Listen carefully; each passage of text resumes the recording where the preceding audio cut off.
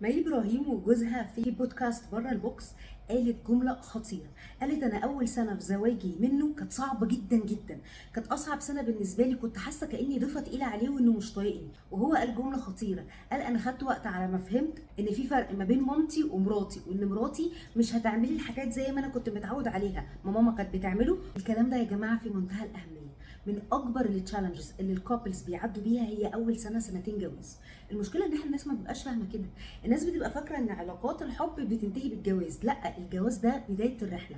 لما انا اتجوز واعيش مع شخص جوه البيت، انسوا بقى انا كنت مصاحباه قد ايه، بحبه قد ايه، كل ده حاجه. وان انا اعيش مع شخص جوه البيت ده تحدي تاني خالص. كل الحاجات دي بنحتاج ندخل فيها، بجانب بقى المشاكل الاخرى اللي هو التواصل الصح، ازاي لما بنتضايق نتصالح وغيره.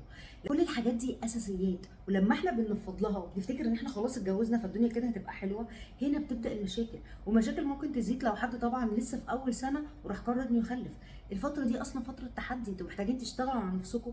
ولو حسيتوا ان انتوا مش عارفين تتواصلوا والمشاكل بينكم بتطول كتير من غير ما تتكلموا، عادي ترجعوا لكابل كوتشنج يقدر يشرح لكم ازاي تكومينيكيتوا بالطريقه الصح، يعني ايه حدود، يصلح شويه مفاهيم ليها علاقه بالزواج.